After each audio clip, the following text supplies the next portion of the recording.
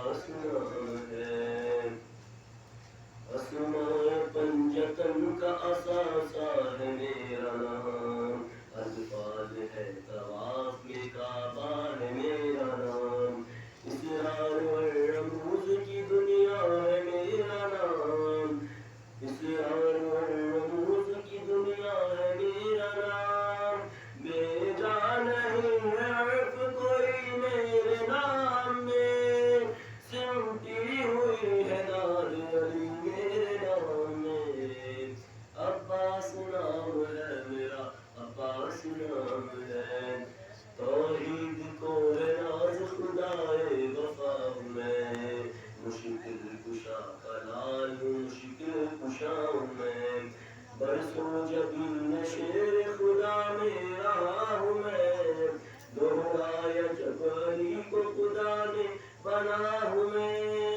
خلقت میں میری نقل نہیں ماں کو، تحفہ ہوں میں بطول کا ام الغنی کو، عباس نام ہے میرا، عباس نام ہے، کہنے خدا کی بولتی تصویر میری دیکھ، روحوں پہ موت کرتی ہے تحریر میری دیکھ، تیغوں میں مثل آیا تطہیر میری دیکھ، طوفان خواب ہے تعبیر میری دیکھ، عصمت کی پہرے دار ہے تطہیر کی قسم، یہ چھوٹی ذوالفقار ہے شبیر کی قسم، عباس نام ہے میرا، تلوار رنگنے میں چلے گی جدھر جدھر، بارش وہاں پہ ہوگی سرو کی سرے سرے، اشمل کے پاؤں پیسیں گے تم کو کر کر، دیکھے گی موت خوب نظارے ٹکر ٹکر، ارے سن سن کی صوت ایسی سماعت پہ چھائے گی، دھڑ دھڑ گریں گے دھڑ نہ خبر تم کو آئے گی،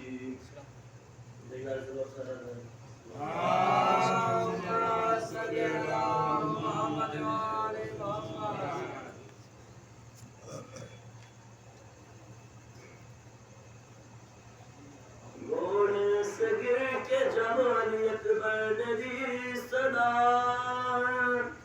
اپنی کمر کو تھام کے شبیر نے کہا، ارے کڑیل جواں کی لاش اٹھانے چلے ہم، ارے سیدھی ہوئے کمر تجھے عباس کی قسم،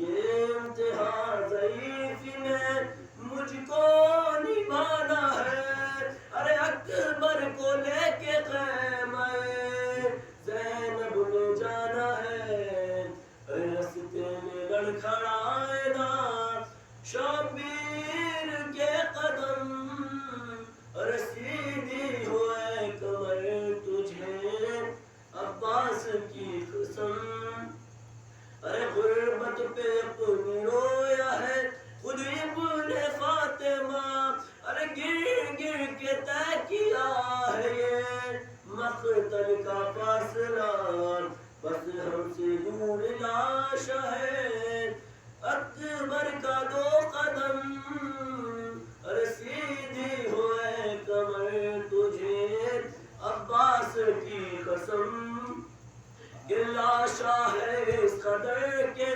لرزتے ہیں میرے ہاتھ، ارے لاشا ہے یہ رسول کا اکبر کے ساتھ ساتھ، وہ لاشیں ایک ساتھ اٹھانے چلے ہیں ہم، ارے سیدھی ہوئے کمر تجھے عباس کی قسم،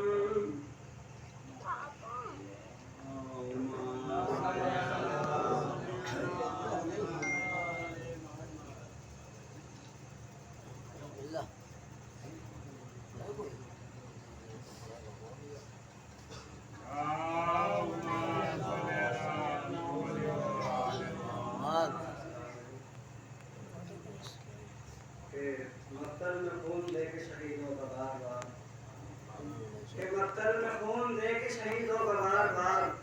اسلام کی حیات بڑھاتے رہے حسین. مقتل میں خون دے کے شہیدوں کا بارگاہ اسلام کی حیات بڑھاتے رہے حسین. توحید بن گئی تو خدائے عظیم کو بے شیر کے لبوں سے ہنساتے رہے. حضرت محمد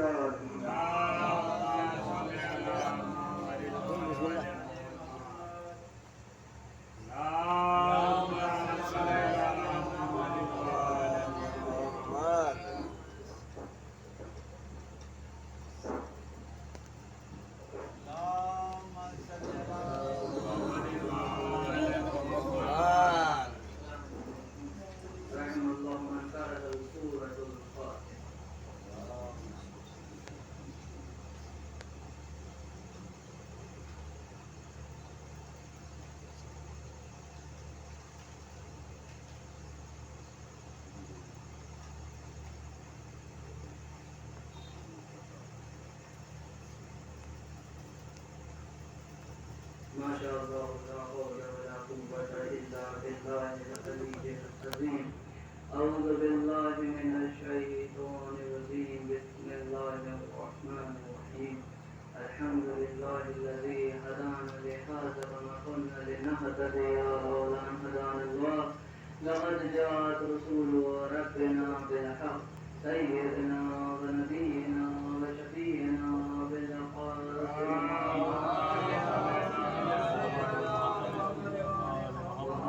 الطيبين الطاهرين المعصومين المظلومين ولعنة الله على أعدائهم أجمعين من يوم هذا إلى قيام يوم الدين. أما بعد فقد قال الله في كتابه المبين قالوا بالحق بسم الله الرحمن الرحيم. أولئك الذين آتيناهم الكتاب والحكم والنبوة صلوات محمد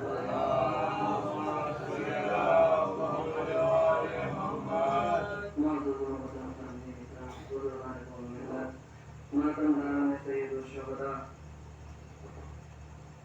افاضل حضرات تشریف فرما ہے. لہذا گفتگو کا عنوان ایسا قرار دیا ہے آپ لوگوں کی سماعتوں کو مد نظر رکھتے ہوئے کہ جب سماعت معراج مقدر ہو انسان کی تو گفتگو بھی اسی کے لحاظ سے ہونی چاہیے. افاضل حضرات تشریف فرما نے لہذا انتخاب کیا کہ اس پروردگار کے حمد و ثنا کے بعد کہ جو رحمان بھی ہے، جو رحیم بھی ہے، جو رزاق بھی ہے، جو جبار بھی ہے، جو غفار بھی ہے، جو علی بھی ہے، جو اعلیٰ بھی ہے، جو حکیم بھی ہے، وہ پاک و پاکیزہ ذات جب کوئی چیز فرماتی ہے تو ہر ایک زاویے کو مد نظر رکھتے ہوئے شاہ فرماتی ہے. آیت کا انتخاب کیا قرآن مجید میں 114 سورے 6666 آیتیں اور 558 رکوع 8 منزلوں کے ساتھ ساتھ اللہ نے جب ان آیتوں کا انتخاب کیا تو ایک سورہ جس کا نام ہے سورہ انعام پورا قرآن مجید کا چھٹا سورہ ہے.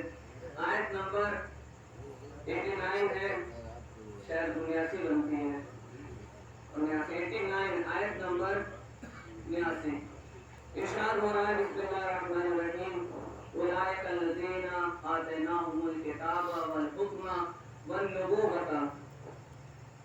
یہ وہ لوگ ہیں کہ جنہیں ہم نے عطا کیا، کیا عطا کیا ہے؟ کتاب عطا کی ہے. پھر اس کے بعد آگے والحکم، اور ہم نے حکومت دی ہے. کون فرما رہا ہے؟ پاک و پاکیزہ ذات پروردگار کہہ رہے ہیں کہ ہم نے عطا کیا ہے. جب بھی کوئی ہدایت کرنے والا، جب بھی کوئی رہبر اللہ کی طرف سے آئے گا تو اس کے پاس دو چیزیں ہونی چاہیے. ایک اللہ کی کتاب ہونی چاہیے اور دوسری حکومت ہونی چاہیے. جب دونوں چیزیں ہوں گی تب اللہ کی طرف سے نبوت ملے گی. اگر یہ دونوں چیزیں نہیں ہیں تو اللہ کی طرف سے وہ رہبر نہیں ہے. بڑا اچھا زاویہ دنیا کو دیا ہے، بڑا اچھا ایک قانون اور ایک سنت اللہ نے ثابت کی کہ اگر ہمارے رہبر کو پہچاننا ہے، اگر تمہیں جاننا ہے کہ یہ خلیفہ برحق ہے کہ نہیں ہے، اللہ کی طرف سے بھیجا ہوا ہے کہ نہیں ہے، تو دو چیزیں دیکھ لینا. ایک اس کا علم دیکھ لینا، دوسرا اس کا اقتدار دیکھ لینا.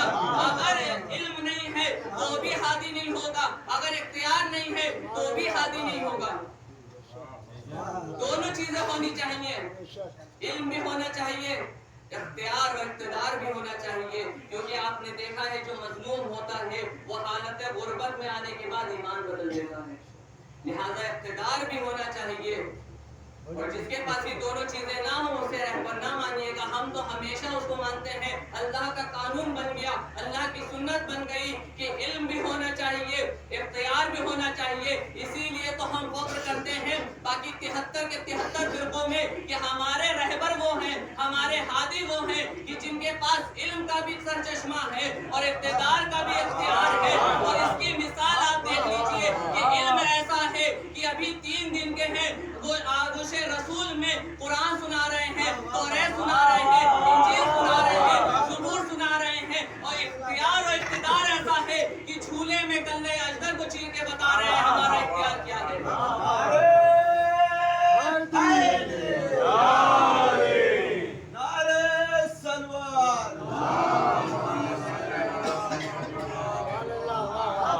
सब सुना रहे हैं और इख्तियार और इख्तिदार ऐसा है कि झूले में है और गल्ले अजदर को देखो हमारे पास कुव्वत भी है और इल्म भी है।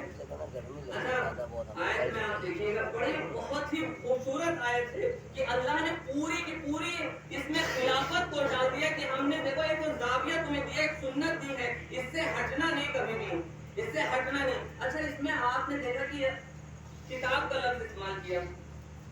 एक पैगंबर कितने हैं?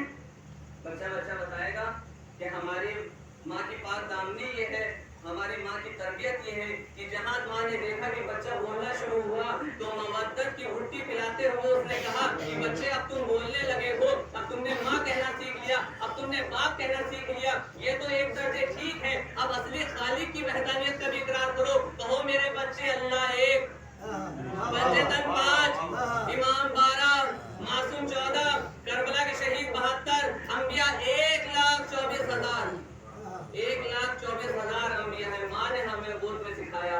अंबिया कितने हैं? 1,24,000। अच्छा, अभी आपने आयत में सुना कि हमने अता किया, किताब अता की और हुकूमत अता की, फिर नबूवत अता की। 1,24,000 अंबिया है। आप बताइए सहीफे कितने हैं, किताबें कितनी हैं? अल्लाह तो कह रहे हमने सबको किताब दी, लेकिन किताबें मुसलमान से पूछे इंसान किताबें कितनी, तो बता देगा 4 के नाम बताएगा। कौन से? तौरात, इंजील, ज़बूर, कुरान। जिसमें इबारतें हो, जिसमें पेजेस हो, जिसमें पन्ने हो, जिसमें जिल्द हो, जिसमें बाइंडिंग की हुई हो, जिसमें इबारतें लिखी हो, जिसमें हुर्फ लिखे हो, जिसमें ज़ेर और ज़बर लगे हो, हम उसे किताब समझते हैं। लेकिन कुरान की नजर से देखिए तो कुरान कहेगा किताब से मुराद ज़ख़ीरा इल्म है, खजाना इल्म है, सरचश्मा इल्म है, ज़र्फ़ इल्म है, ज़र्फ़ इल्म। वरना अगर इसका तर्जुमा ये ना किया जाए तो आप मुझे बताइए कि 1,24,000 पैगंबर हैं, सिर्फ और सिर्फ 4 किताबों के हमें नाम पता हैं, तो 1,23,996 किताबें कहाँ हैं? अल्लाह तो कह रहे हमने सबको किताब दी, हमने सबको किताब देकर भेजा है, हमने अता किया है, सबको किताब भी दी है, हुकूमत भी दी है और उसके बाद हुकूमत दी है। यहाँ पे मुराद ज़ख़ीरा इल्म है, ज़र्फ़ इल्म है, किताब से मुराद खजाना इल्म है। अब मुसलमान कहता है सल्लल्लाहु अलैहि मोहम्मद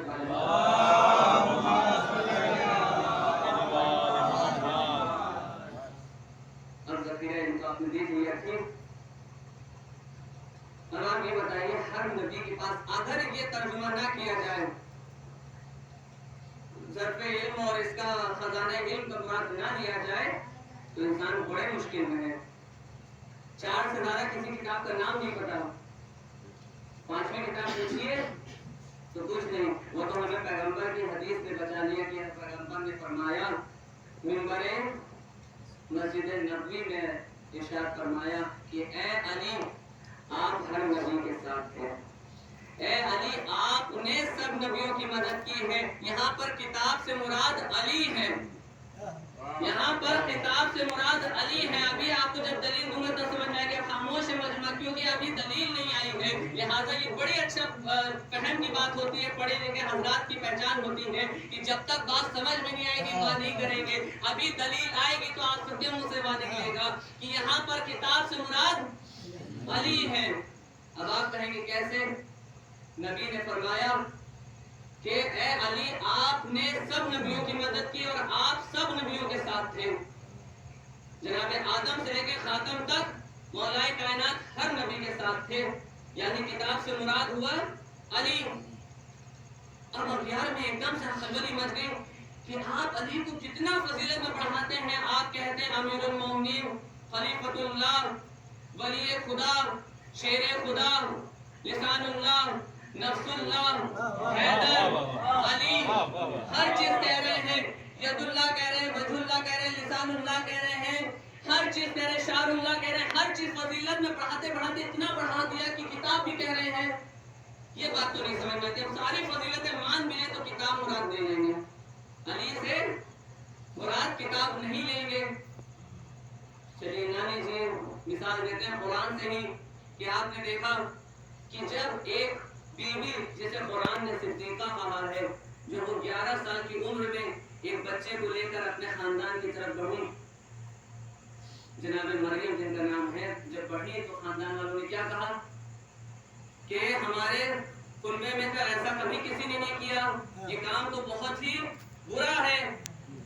تو جناب مریم کو کیا حکم تھا کہ خاموشی کا روزہ رکھنا ہے اور بچے کی طرف اشارہ کرنا ہے. اب قرآن کہتا ہے کہ جناب مریم نے جھولے کی طرف اشارہ کیا کہ اس بچے سے مطلب پوچھ لو. تو ان لوگوں نے کیا کہا کہ ہم اس بچے سے کلام کس طریقے سے کریں. اب بچہ جھولے سے بولا. کون بولا؟ ایک معصوم جھولے سے بول رہا ہے، انی عبداللہ آتانی الکتاب وجعلنی نبیا. جناب مشہور ہے جناب عیسیٰ. دیکھیے ابھی 1 گھنٹے کا سن ہے، کیا کہہ رہے ہیں؟ انی عبداللہ، میں اللہ کا بندہ ہوں، بے شک میں اللہ کا بندہ ہوں. آتانی الکتاب، مجھے اللہ نے کتاب دی ہے. وجعلنی نبیا، مجھے نبی بنا کر بھیجا ہے. اب انصاف سے بتائیں کہ اس زمانے کے بنی اسرائیل والوں سے پوچھو کہ مجھے دکھائیں جناب عیسیٰ کی اگل بغل میں کہیں کتاب رکھی تھی؟ بچے کو ہٹا کے دیکھ لیں، بغل میں دیکھ لیں، دائیں جانب دیکھ لیں، بیگ میں دیکھ لیں، کہیں نہ کہیں تو کتاب رکھی ہوگی. لیکن جناب عیسیٰ بتا رہے ہیں کہ مجھے کتاب دے کر بھیجا ہے. آتانی الکتاب. اچھا کتاب میں بھی آپ نے غور کیا، یہاں پہ افاضل حضرات تشریف فرما ہے کہ صرف کتاب لفظ استعمال نہیں کیا ہے. الکتاب یعنی کوئی خاص کتاب ہے، کوئی ایک بہت خوبصورت کتاب ہے، یعنی کوئی ایک بہت حسین کتاب ہے، کوئی مخصوص کتاب ہے جسے اللہ نے ہر نبی کو عطا کیا ہے. تو ہم نے ترجمہ کیا علی، جو ہر نبی کے ساتھ رہے، ہر نبی کے ساتھ رہے، ہر نبی کی مدد کی، ہر نبی کی نصرت کی، ہر نبی کے ساتھ رہے ہیں. لہذا ہم نے ترجمہ کیا علی. انہوں نے کہا نہیں، جناب عیسیٰ معصوم ہے، جناب عیسیٰ رسول اللہ ہے.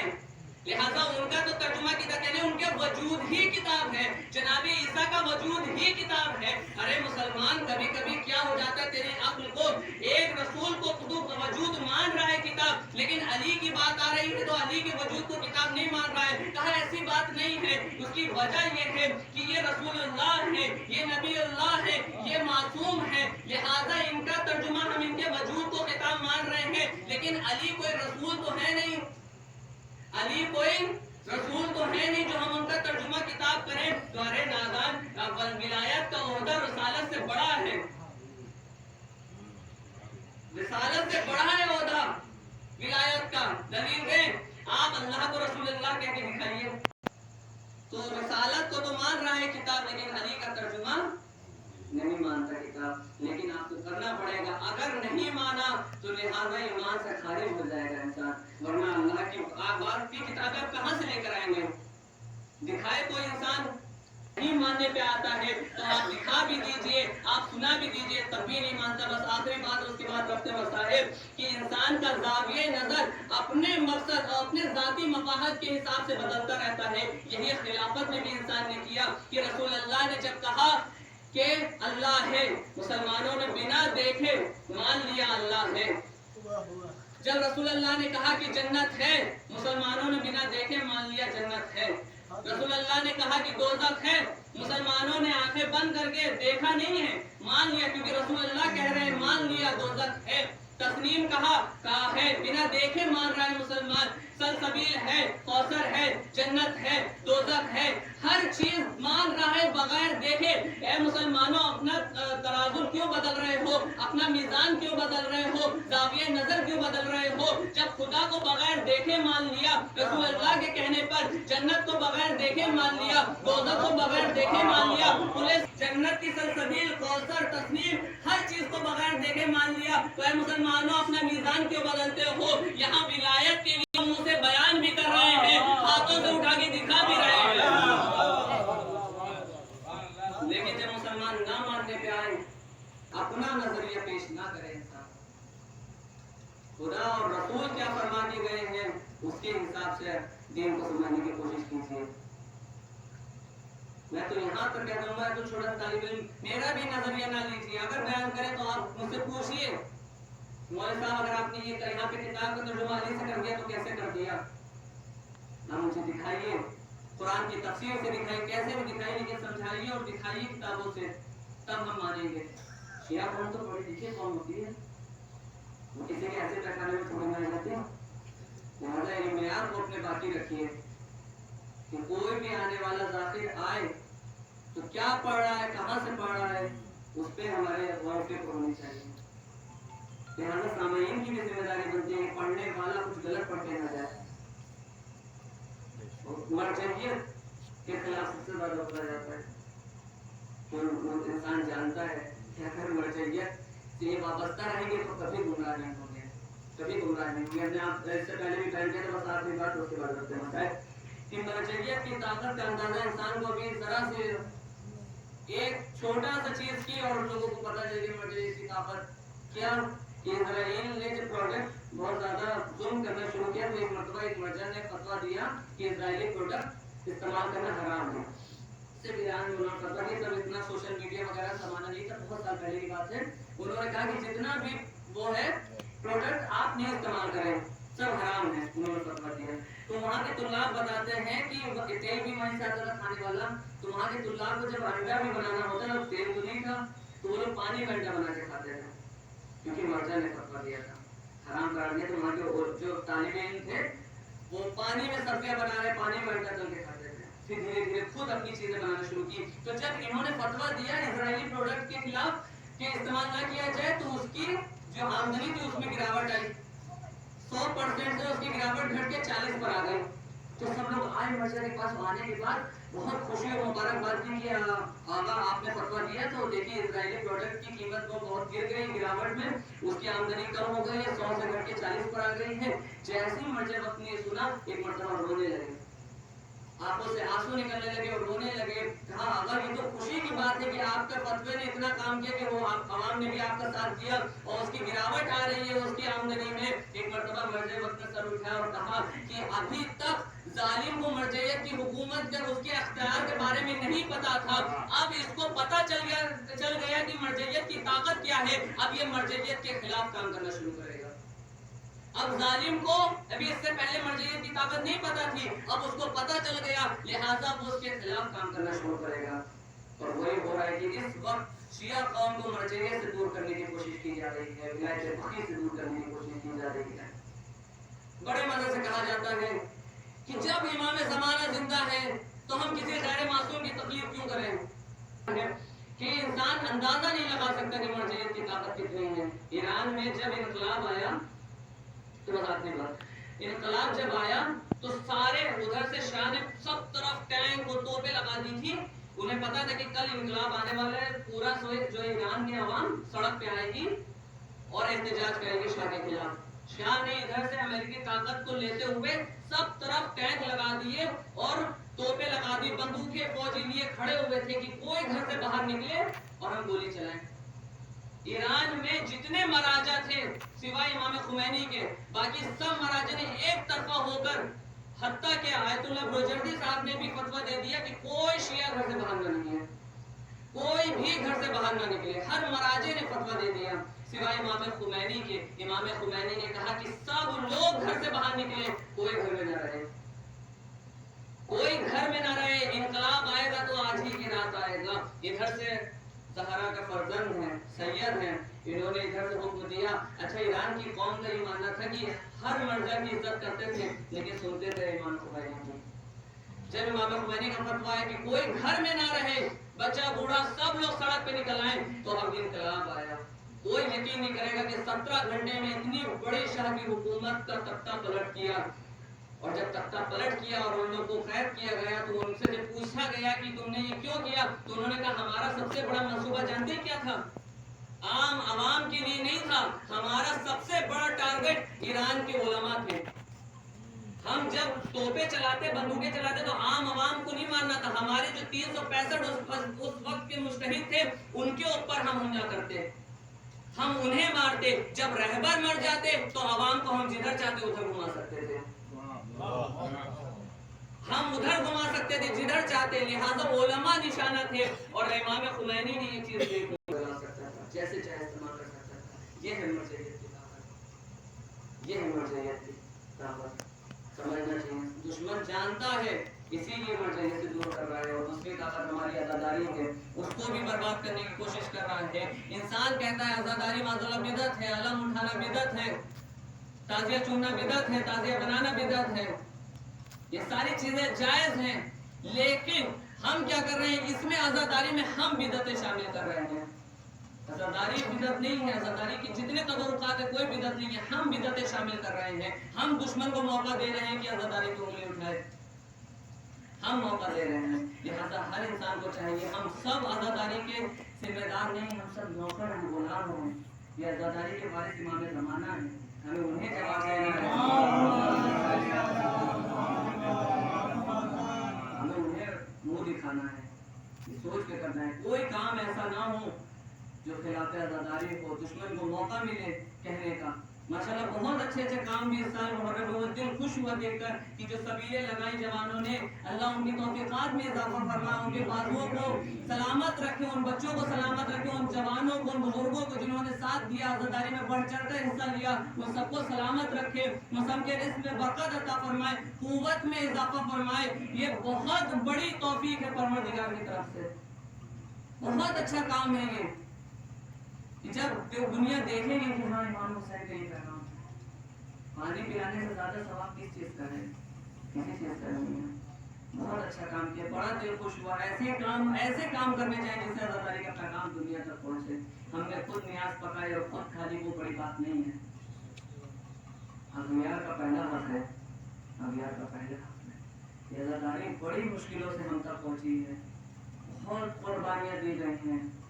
سب سے بڑی قربانی تو امام حسین سرکار سید الشہداء حضرت عبد اللہ حسین کی شہادت ہے کہ یہ شہادت دشمن کے لیے ایک بہت بڑا ہتھیار کا کام کرتی ہے. سامنے کھڑے ہوئے کہ دشمن کوئی کام نہیں کر سکتا جب تک امام حسین کی شہادت سامنے ہے. شہادت امام حسین کے بعد 8/11 محرم ہوئے، پہلے حرم کو لوٹ لیا گیا شمع ریحان میں.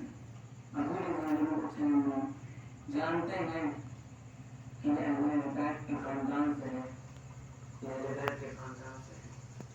11 محرم کی صبح شمع ملعون ہاتھوں میں رسن لے کر آتا ہے کہ اہل حرم کو رسن بستہ کر کے اسیر کر کے کوفہ و شام میں پہنایا جائے. ایک مرتبہ شمع ملعون رسن پکڑے ہوئے ہیں اور اہل حرم کو چاہتا ہے کہ رسن بستہ کرے. شہزادی زینب کے سامنے آتا ہے، چاہتا ہے کہ رسن باندھے. ایک مرتبہ روایت، 2 طرح کی روایت ہے، اس میں 2 روایتیں ملتی ہیں. ایک روایت ملتی ہے کہ جس میں جناب زینب نے خود رسن بستہ کیا ہے، کہا کہ اے شمع ملعون تو نامحرم ہے، ہم سیدانی ہیں، ہم آل رسول ہیں، ہمیں نامحرم ہاتھ نہیں لگا سکتا، لہٰذا تو جیسے چاہتا ہے ہم ویسے رسن بستہ ہوں گے. اور ایک روایت میں ملتا ہے کہ جب شہزادی کی صدا ادھر سے بلند ہوئی، شمع ملعون لرز گیا، اس کے ہاتھوں سے ریشمہ گری اور جیسے شمع باندھنا چاہتا تھا خود بخود ویسے رسن بستہ ہوئے. عزاداران مظلوم کربلا، ایک رسن ہے، 12 گلے ہیں، جس میں کسی کا قد بلند ہے، کسی کا قد چھوٹا ہے. جناب زینب جیسی شخصیت بھی اس میں رسن بستہ ہے، سکینہ جیسی 4 سال کی بچی بھی اس میں رسن بستہ ہے. عزاداران مظلوم کربلا، یہ قافلہ ایک مرتبہ رسن بستہ کیا گیا. اب چاہتے ہیں کہ کوفے کی طرف چلے.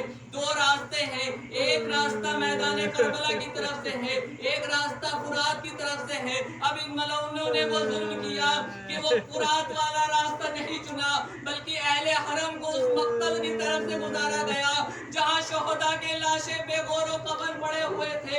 ایک مرتبہ ہر بیوی نے اپنے وارثوں کی طرف دیکھا، گریہ کرنا شروع کیا، سر و سینہ پیٹا۔ جناب زینب ناکے سے دیکھ رہی ہیں، سید سجاد ہاتھوں میں ہتھکڑیاں ہیں، پیروں میں بیڑیاں ہیں، گلے میں خاردار توق ہے، باپ کے سرہانے کھڑے ہوئے ہیں۔ ایک مرتبہ شاہنے والی پھوپھی نے یہ منظر دیکھا کہ سید سجاد کے چہرے کا رنگ متغیر ہو رہا ہے۔ ایک مرتبہ خود کو ناکے سے گرایا اور جیسے چھوٹا بچہ گھٹنیوں کے بل آتا ہے کیونکہ ہاتھ پسے گردن تھے، ایک مرتبہ گھٹنیوں کے بل چلتے ہوئی سید سجاد کے قریب آئی، کہا بیٹا سید سجاد کیا اس عالم غربت میں تم بھی ہمیں چھوڑ کر چلے جاؤ گے؟ یہ کیا حال بنا رکھا ہے؟ اب سید سجاد نے وہ جملہ کہا کہ انسان کا دل لرز جائے، اے بوبی اماں کیا آپ دیکھ نہیں رہی ہے کہ ان ملعونوں نے اپنی نجس پشتوں کو دفن کر دیا؟ جنت کا سردار بے غور و کفن پڑا ہوا ہے، وہ بیٹا کیا کرے کہ جس کی آنکھوں کے سامنے بابا کا جنازہ بے غور و کفن پڑا ہو، وہ بیٹا اتنا مجبور ہو کہ نہ غسل دے سکتا ہو، نہ کفن دے سکتا ہو، نہ بابا کو دفن کر سکتا ہو۔